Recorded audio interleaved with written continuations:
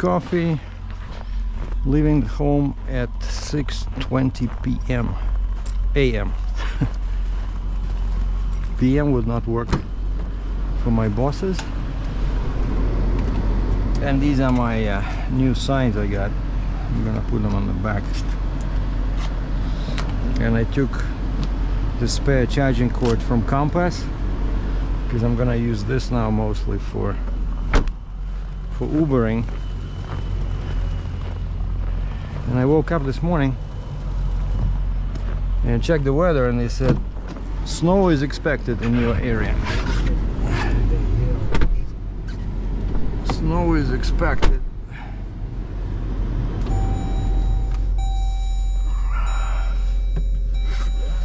And as you saw, my vehicle was covered in snow, so I had to use my super powerful leaf blower. So saving again $4.25 on coffee. Otherwise that's what I would have paid. Oh, the steering wheel is already hot. Take off heat on the steering wheel, reduce the heat on the seat. So yeah, tall Americano, $4.25. But now actually I discovered I have over 200 points. So next time I go to Starbucks, I can get any drink for free. So I'm holding on that one. Holding off on that one. And one feature in this Dodge Durango RT 2024, and you see that one? You recognize this vehicle? That's my Jeep Compass, because I only have one parking spot.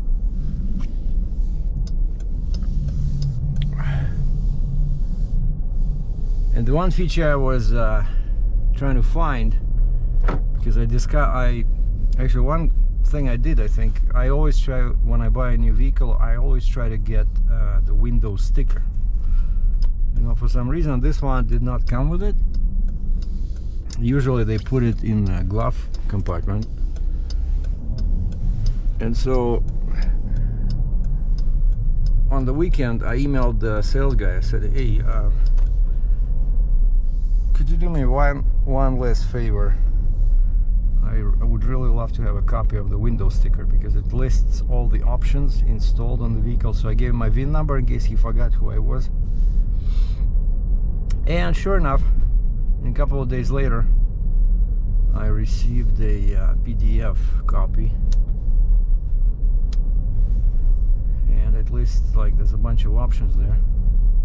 And one of them that really piqued my interest was heat on the second row. Like, I don't have that on my Jeep Compass. And so I was trying to find, because you know that's cool for passengers, right? There's a passenger in the back. Like yesterday it was -10, today it's -11, they predict -15, so it's getting colder. And that's a cool feature like yesterday. So I found where this button is that activates the heat, and so I pick up let's say a guy, and he looks like freezing, you know, and I say, hey, if you'd like to warm up your seat, there's a button over there. And he was, oh, cool. So yeah, turns out it's on the console behind me, like this console in the center, and behind it has those two buttons for the left seat behind me and for the right seat, and it has some plugins.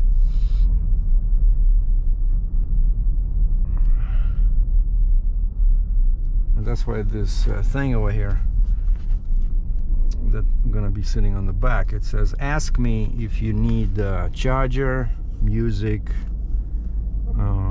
you know, AC or heat. So there's a lot of interesting options here, you know. And then don't forget to rate me, you know, stuff like that. Please wear your seatbelt. Don't, and actually I think it says don't eat. Yeah, basically don't smoke, have your seatbelt on, and then a picture alcohol, no alcohol, and actually drinks, and the picture of a burger. So do not eat in the car, because yeah, a couple of times I heard people you know, munching on something over there. And then when they left, I checked the back seat, and to my relief, everything was clean. But again, you know, like, you never know. And also on the compass, I think this one has a 2, I never used it yet, but in the compass there's a panel that goes down on the second row that has cup holders, right? And so when I see, like the other day, a guy came in and he had a drink. I said, "Sir, hold on," and I put down that middle part of the seat so he can put his drink in, so that he does not spill it, right?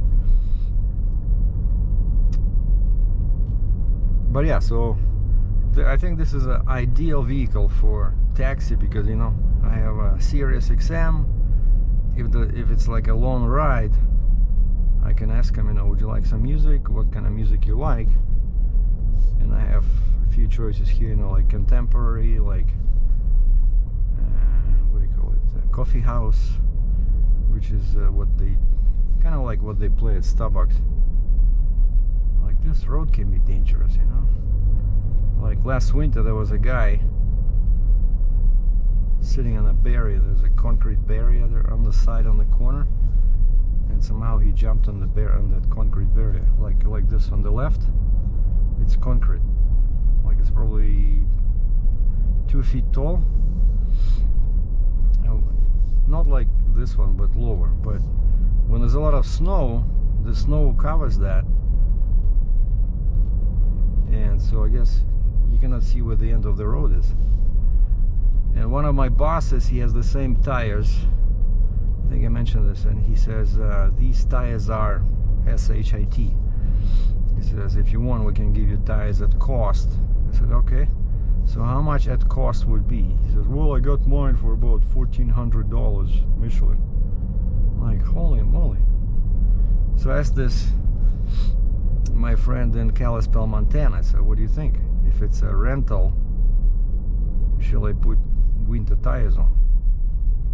And he says the cost is too much compared to what we get out of the rental. So he says, I wouldn't bother. He says most vehicles have a snow mode. Snow mode. Okay, so I look at my Jeep Compass. Sure enough, like on the right here in the panel, like normally I keep it in automatic drive, you know, where the car selects if it needs 4x4, you know, or like it's a 4x4, but it's, you know, it's automatic. You don't have to worry about it. And then I see there that on that slider I can manually choose snow or dirt, you know, something like that. But on this one I still have to find it, because I only have, there's a little, like this section is slippery. The other day the car didn't want to turn here, it was going straight towards the stop sign. And once this corner here, like no signs whatsoever, right? When I was new in Calgary, I was coming from that side on this corner, and the turn is so sharp. And I had a rental car, by the way. I had a rental car, and so I went into the other side. I couldn't stop in time because the car was going into the field. Like, they should put a sign here, but now I know. So truckers are still sleeping in their trucks.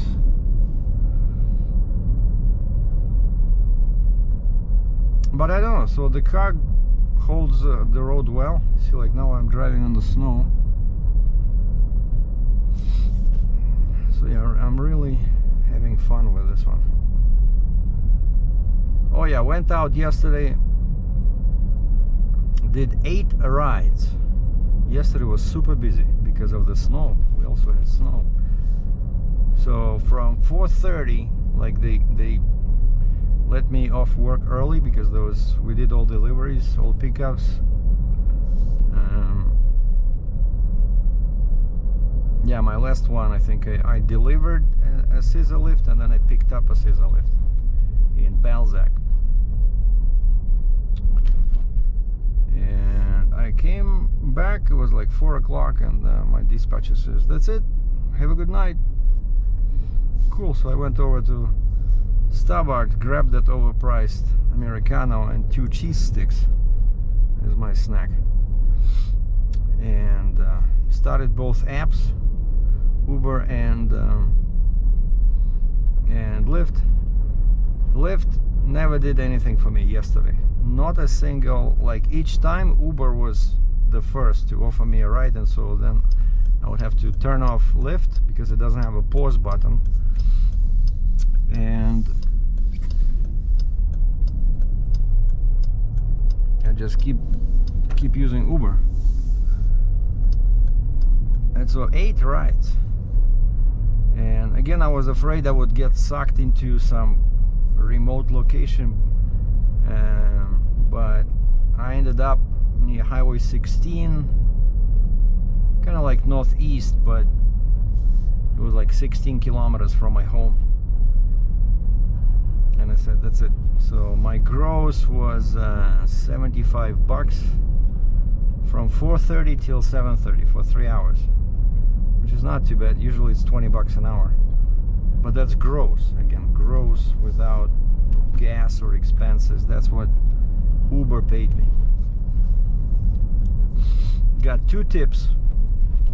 One was for, I think, $2.50, and one was, I couldn't see it, you know, it's like very tiny letters. I think it's either $3.50 or $5 even. But again, that's what I say, like, people seem to enjoy this car. And out of those 8 rides, probably like 4 were just short rides in downtown. You know, people were freezing, it's cold. Like, I picked up one couple at a restaurant on Stevens Ave, and they were just going like 1.5 kilometers to their condo, and they were apologizing, sorry for a short ride. I said, no, it's okay. There's like 1.5 kilometers, $5, you know, boom, boom, boom. Takes like 5-10 minutes. It's actually more profitable than longer rides. Well, I'm doing my first run. Came in the morning, the yard is all covered in snow, and of course the bed of my Freightliner was like, I don't know, 3 inches of snow, so I have to grab a snow shovel. Cleaned up everything before I could load, and I have 2 loads. I have 2 deliveries and 2 pickups, so it's gonna probably take me like 3 hours. So drop number 1 is a medium-size scissor lift, 26 footer, the one that can go up to 26 feet, Jenny. That's drop number 1, which means that that scissor lift has to be on the back of the bed, right? And drop number 2 is something I really dislike, is a gantry crane. It's basically a crane for poor people that cannot afford a real crane. It's like 2 frames with wheels. They're super heavy, and there's a beam that comes with it, and then basically you use it to lift things. It's kind of like a manual, old school crane, you know. So there's like 3 parts, right? 2 frames with wheels, 1 beam, and then there's this thing, dolly, and they also get 2 wrenches.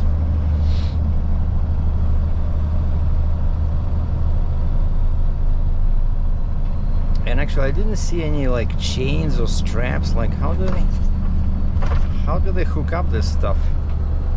I hope I did not miss anything. No, there was the crane, there was the wrenches, the dolly, and the beam. That's it. I didn't see any straps or chains.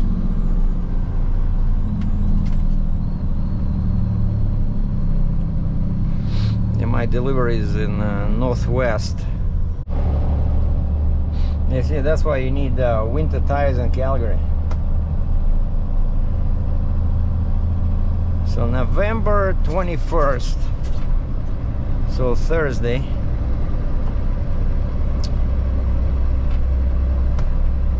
I'm not looking forward to Friday. like I normally would, you know, when that's the last day of the week. But unfortunately I work this Saturday. But the good news is that they changed the schedule, so now for our winter hours for Saturday are 8 to 4, which means that I don't have to get up at 6. I can get up at 7, because my shift, if it says the whole thing opens at 8, I have to be there 15 minutes early. So my shift starts at 7:45, which is cool.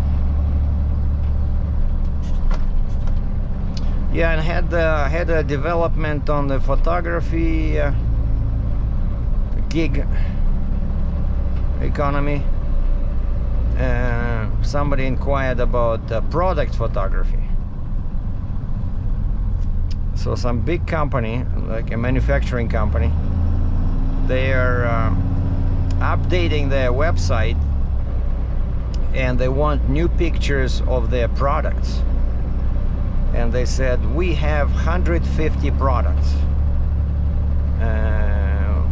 Would you be interested in coming down next week to take a look and discuss ideas and rates?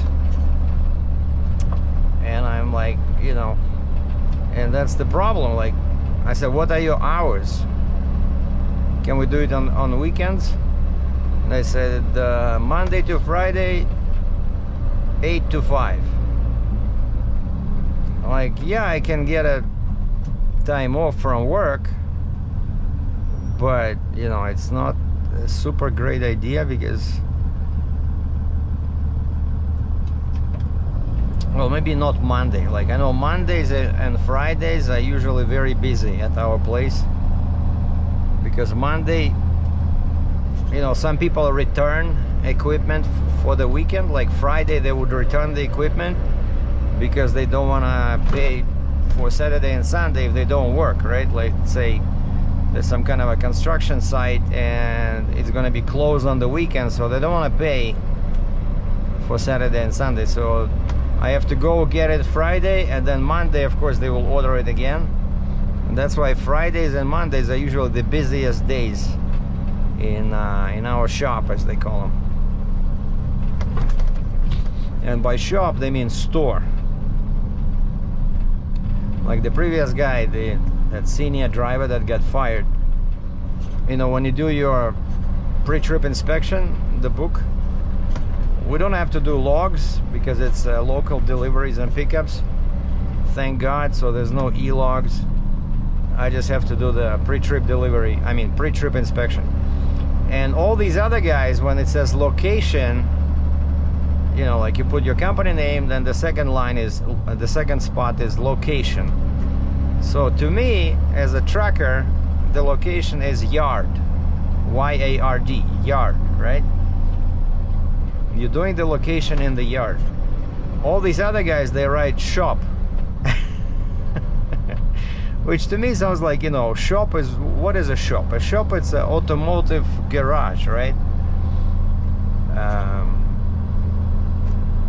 They probably want to say store because shop is British, right? They probably want to say store because we are a rental equipment store. But anyway, which is kind of like interesting semantics difference, you know, between regular drivers and former truckers. So I inspect my truck in the yard, all these other guys inspect it in the shop.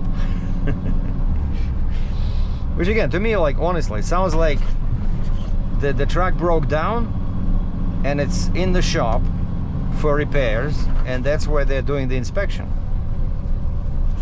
which does not make much sense. But you know, I mind my own business and let them deal with their stuff. Okay, where are we going? We keep going straight? Okay. Yeah, this is Beddington Trail. There's a golf course here. Sometimes, you know, I'm driving like in the spring, summer, people are playing golf. It's all grass here. And there's a small lake there. It's a beautiful, beautiful area. Now here the speed limit finally changes to 80 kilometers an hour, ladies and gentlemen. So we can kick some butt. It was 60 before, now it's the sign on the left says, and on the right says 80. 50 miles an hour. I'm holding the steering wheel with both hands.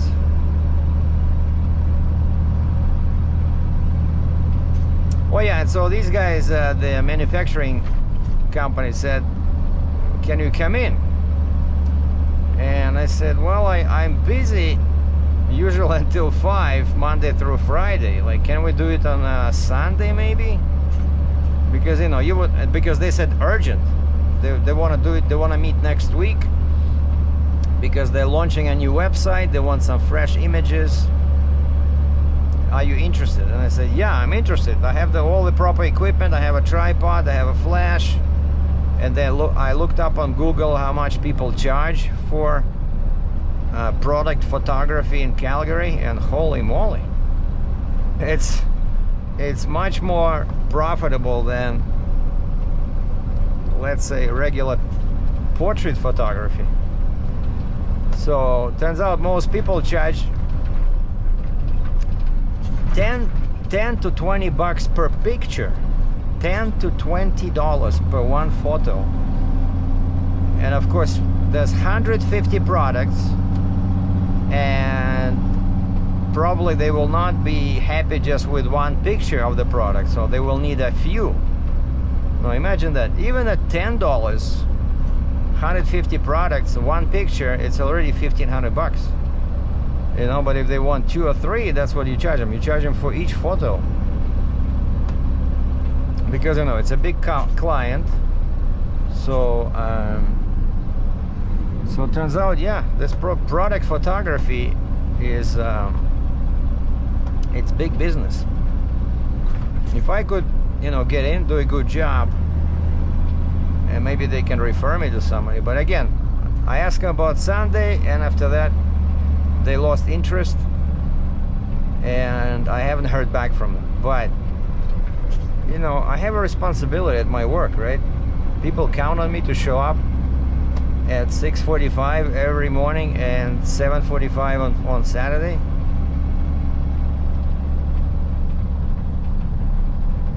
Again, a couple of times I took a couple of hours off, like when I had to drive my car to the hail repair facility, but they understand that, right? That I told the bosses, that, hey guys, the only available spot is in the morning or evening.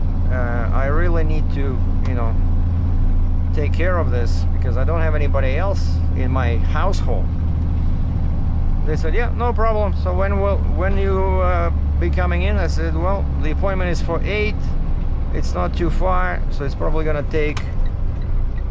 Oh, look at this. See, the guy is stuck. Probably poor tire, bad tires, and he has only front-wheel drive Volkswagen. And that's why I keep filming, because I thought I would see something interesting, like this guy flashing lights and he's barely moving. And so yeah, when it's something reasonable, right, like, you know, it's hail damage, you know, you have to fix it. Oh, another time I came in late. I told them I had to go to the registry when I was getting back my Class 1 license, right? That's also important. But if I just want to make money with another job, that's not, you know, that has nothing to do with this job, right? Or my performance at work. So I just don't feel it's right to ask for, you know, time off when you try to make money at another place. Just doesn't seem very, I don't know, ethical. So yeah, I'd rather use my spare time. So if these guys, if it was really urgent, they could probably keep one guy or gal after hours at work, right? They could come in at 6. What's the big deal? Like you said, it's urgent, right? I would come in at 6, we would discuss ideas and the rates.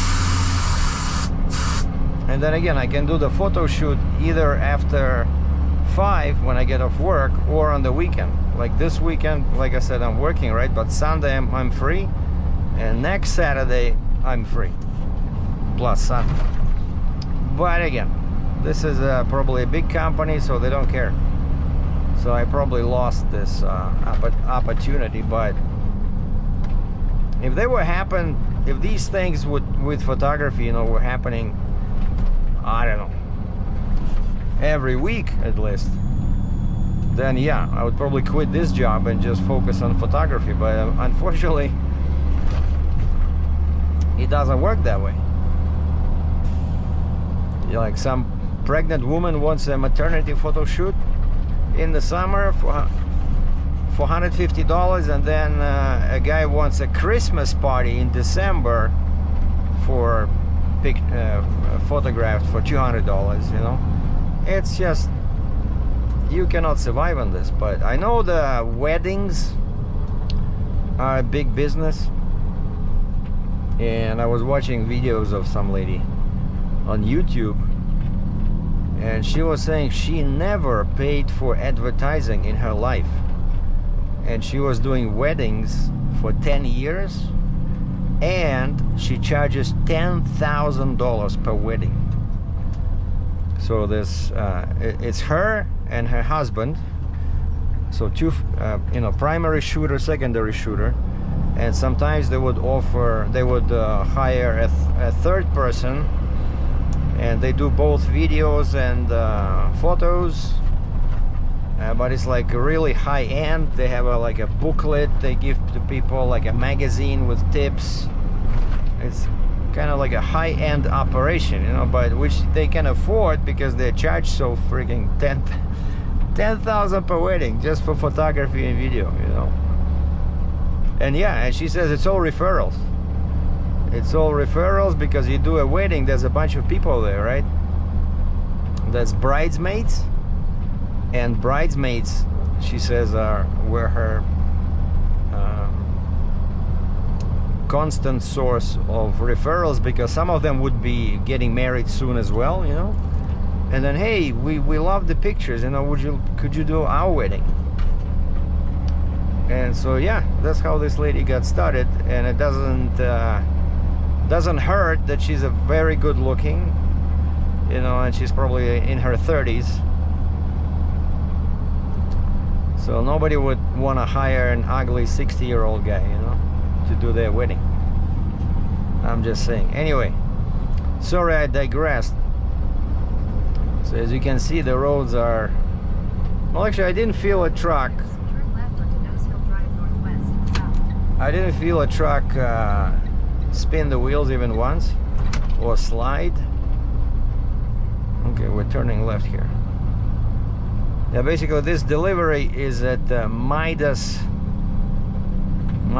automotive shop. Some kind of a contractor.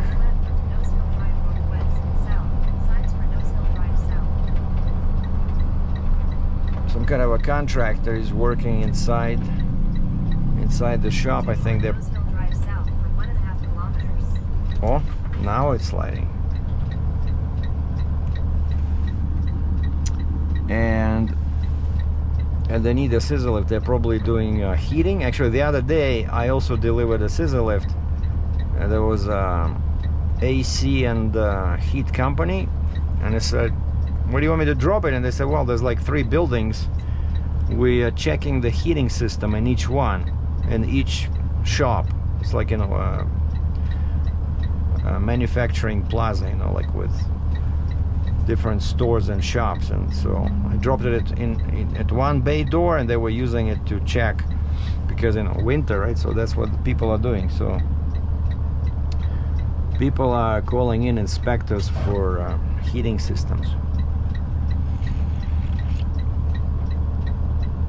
But yeah, yesterday was interesting with taxi. I'm telling you, like, quite a few runs were short, but you know, it's like $5 for 10 minutes.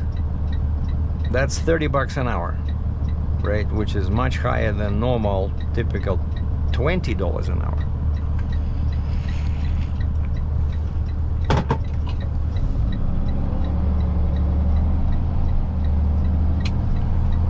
Well, it's good that this truck got brand new tires, I think in April, and they are open shoulder. Yeah, that's one big difference I learned on my Canworth when I got stuck all the time.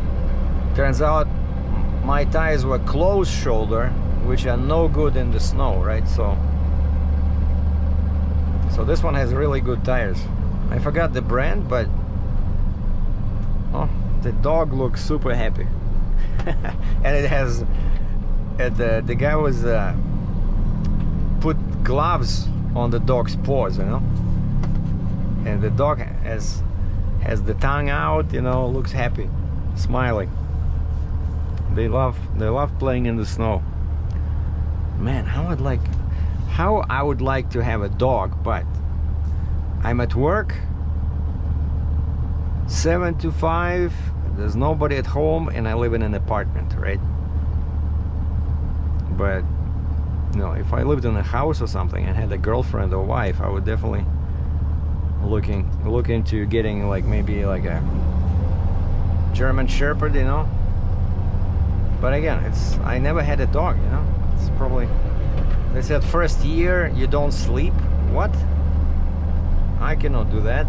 I have to be fit for work in the morning. And then I had a cat once. Had to get rid of it because the cat was chewing all my cables, you know, like my computer. There's a bunch of cables, right? High-speed internet, you know, printer. No, actually my printer now is Wi-Fi. But back then, this was in Moscow, Russia. Everything was connected with cables, and the stupid cat started eating all the cables. So our relationship didn't work out.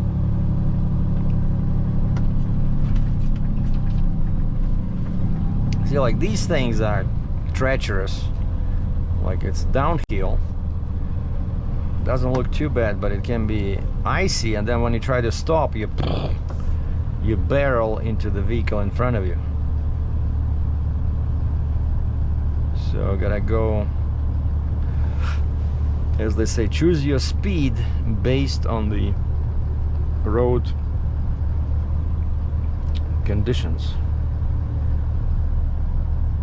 See, now these guys, they have a tank in the back, so it's some kind of a, this is a city of Calgary. Yeah, that's a nice truck. Dual wheels. And I know what it is. It's a Ford F350. No, wait, that's 550. Holy moly. F550. That's, you know, the pickup trucks we use, they're F350. So this is like a really big one.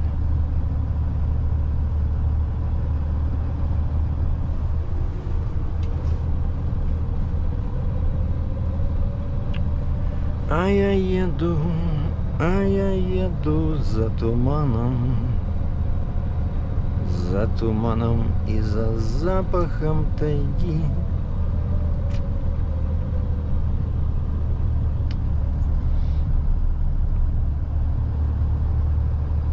Alright, I'm turning somewhere after this light.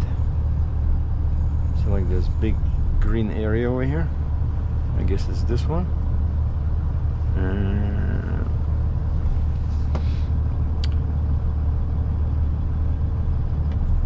So yeah, they promised minus 15. No, the thermometer shows minus 10, so it's not too bad. But I have much more clothes than I had the other day because I was chilly yesterday. You know, because I work outside, right? I have to chain everything down.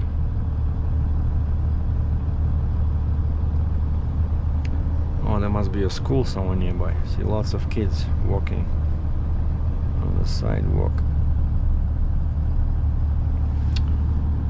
Maybe I could change lanes here, but I'm doing a right turn quite soon, so it's okay.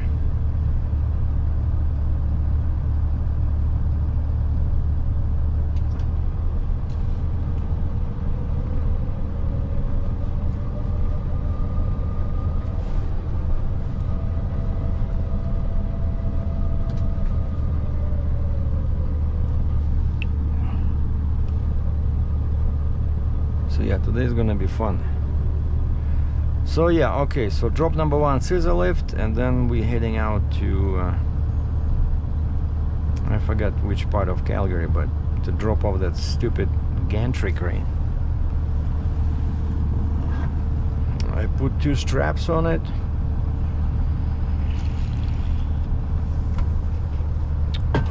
And it looked okay. I hope I don't lose it. Well, I can see it in the mirror. And I found I did not notice it before until yesterday. I found this little switch here on the right, and it says heated mirrors. I don't know if they really work. No. Yeah, they're not heating anything.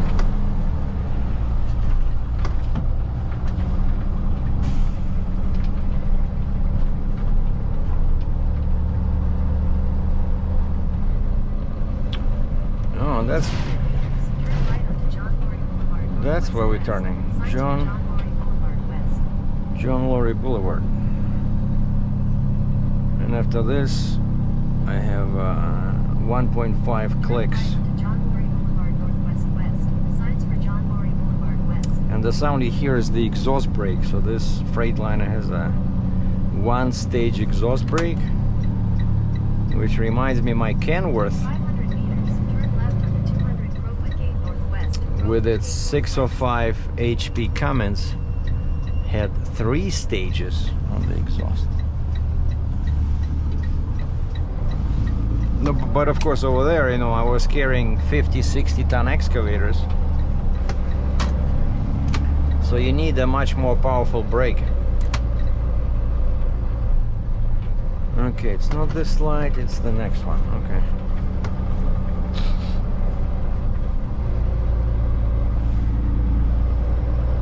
Yeah, it should be some kind of a retail plaza, right? Like, because Midas, I don't know if they have it in the States, but in Canada it's a popular franchise for car repairs. When I lived in Cambridge, I used them a couple of times. Like, some of them were really good with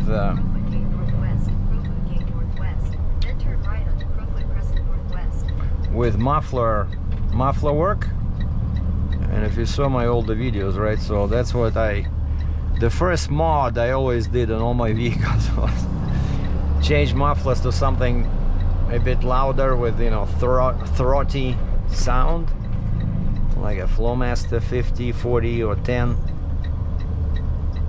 Oh, that's a nice looking, I'm guessing, Tahoe, Chevy Tahoe. Yep. I learned to tell the difference between Tahoe and Suburban when I was looking into getting one, but they're just used ones. They're hard to find in good condition with low mileage, and new ones are so expensive. You know, it's like $80,000, $82,000, $85,000. So one in Ontario, brand new, last year, but brand new. So basically they cannot sell it. I think it was like 77,000, brand new, but sitting 2,500 kilometers away. You know, like, how do you... Turn right onto Crowfoot Crescent Northwest. Well, I think I've been there. I've been here before when I was doing food delivery.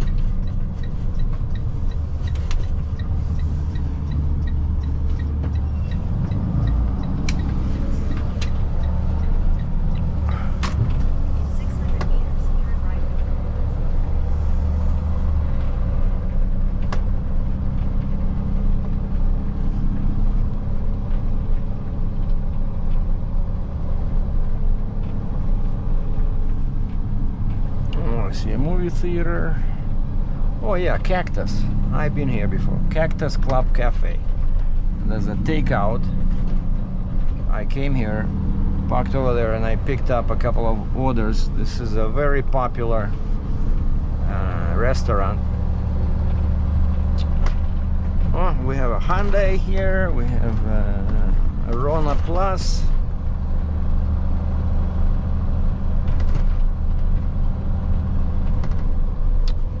Liquor bank. No, there's liquor places. They always try to come up with some cute names. Like the one in my area is called Liquorama. The one nearby is called Metro Liquor. Then we have liquor. Turn right, then your destination will be on Yeah, usually they put the word liquor in the front and then use the second word, like liquor barn. Oh, this guy is liquor bank. Okay, Midas. Should probably go here. Destination is on the left. On the left. Are you sure about that? Yeah, this is the Midas, so I'm just gonna go inside and ask them where they won this, because if I drop it on the snow, it's not gonna be much use to them.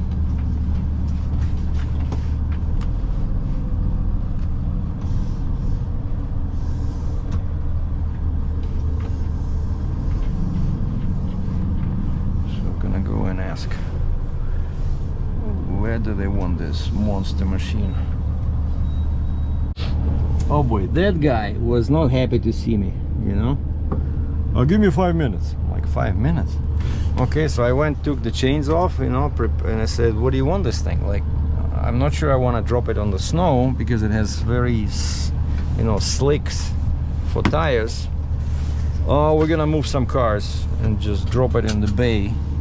So I park like this. There's like right away there's like a lineup behind me, people, because there's an entrance there behind the building.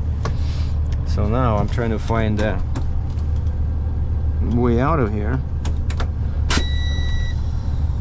And so I managed to, oh, and in the middle they have a pit, and so they put some cover, some boards, and it's like sticks out like this, like, you know, 2.5 inches. And I said, I cannot drive on this. So I tried. Of course the machine would not go on that. I said, and he doesn't care.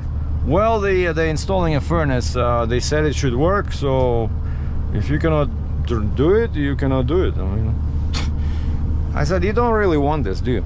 And he said, well, it's occupying my space, you know, like he's losing money, right? Because he could put another car in there, because they seem super busy. All the bays have cars in them, you know, there's like 10 mechanics. The guy's making a killing over here. So yeah, there's no other entrance. That's why people were lined up there behind me when I parked like this. But yeah, I managed on the sides of that pit, like this side was wider, and so I was able to fit the scissor lift right in there. And yeah, that blue thing over there. So now of course they cannot use it for work, which pissed the guy off, you know.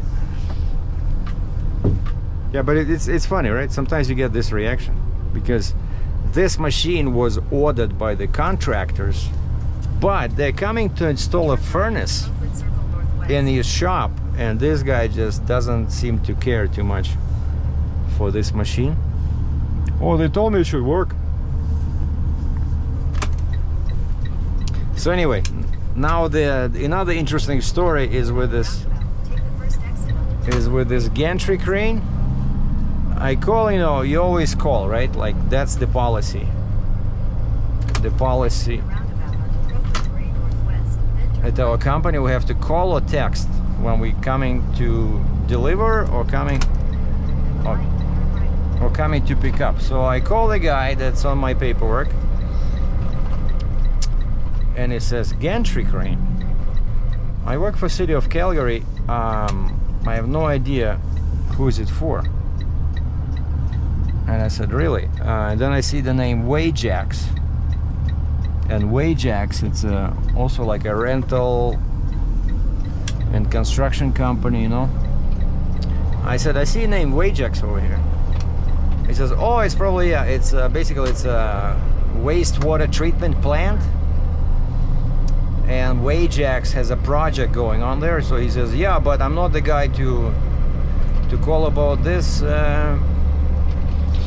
He says, try this number. So he gives me another number. I call that number, nobody answers. Then of course, right before I decide to call my dispatch, that guy calls me back, because they always react to missed calls, right? Okay, which way are we going?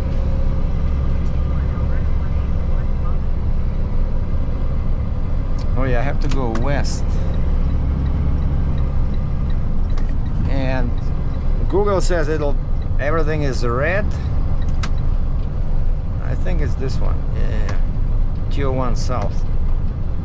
So it gave me a choice of 3 routes to this wastewater treatment plant, which is like 33 kilometers away. 2 were through the city, and 1 was on 201. So even though this one is longer, but it's going to take me 43 minutes for 31 kilometers now. 500 meters, take the Alberta 201 south. And yeah, so that guy calls me back. He also has no idea who this crane is for. So I have no choice. I have to call my dispatcher. So I said, I don't want to get lost in there. I know they told me it's a big facility, but nobody seems to know where exactly it's going. The Alberta 201 south is. And they gave me a phone number of the guy who actually ordered this crane. Continue for 1.5 kilometers. So I called the number, and there's a receptionist answering the phone. I said, I need to talk to this guy, and give her the name. She says, 1 second.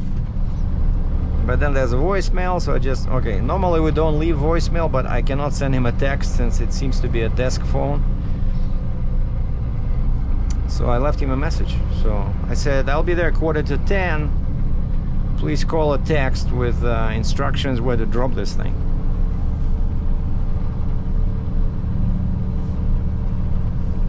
But if not, usually these places, they have a, I was to another treatment plant, they always have shipping and receiving, you know, where stuff comes in for the operation. That's why if nobody calls me, that's where I'll drop it.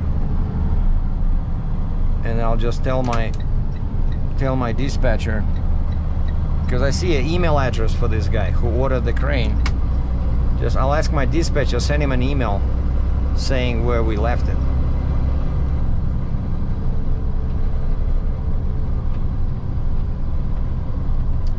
So yeah, that's what's happening sometimes.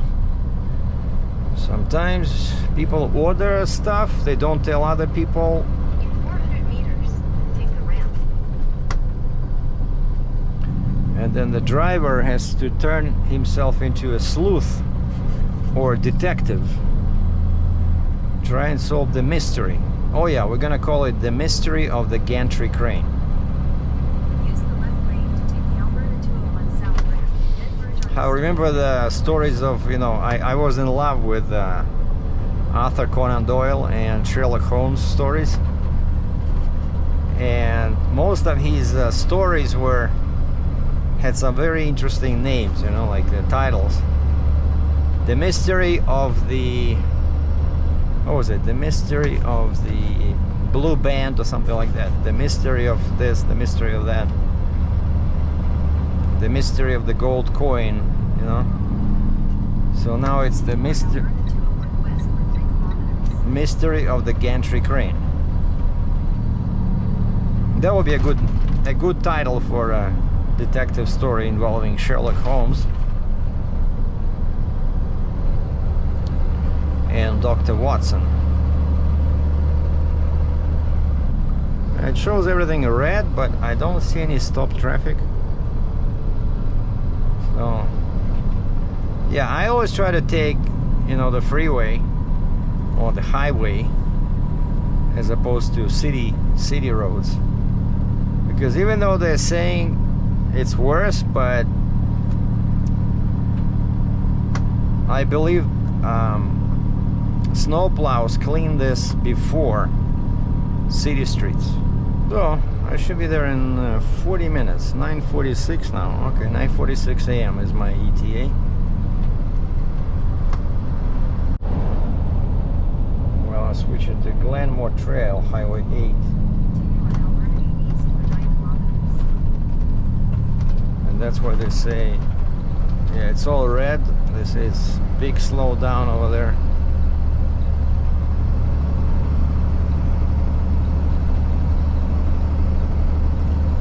And I have to stay on this for 8.7 clicks.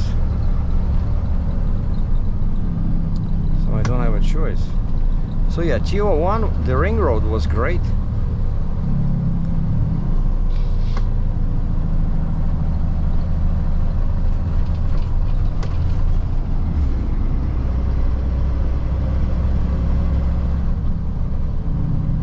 So I'm going east. This will take me towards the center. Oh wow, I see in the distance how slow the vehicles are moving, but not too many red lights, so they are moving, but very slow.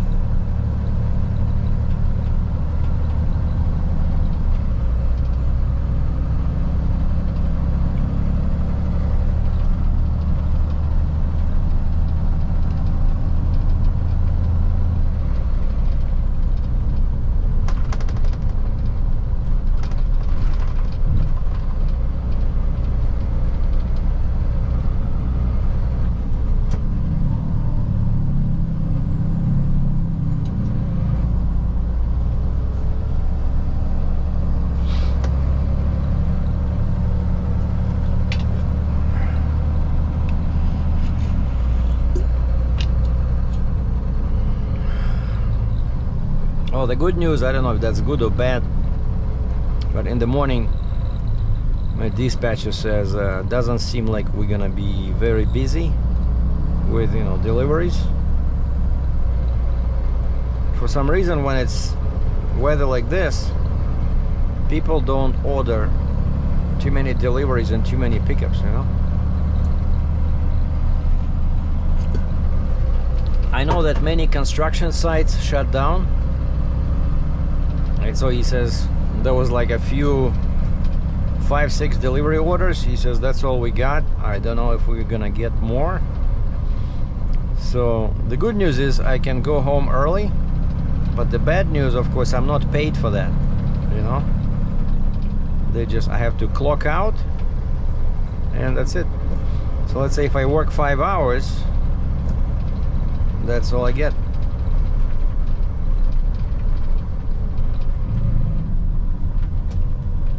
But it's okay because I can jump into Durango and make some money. Like, this is the perfect weather for cabbing or Ubering.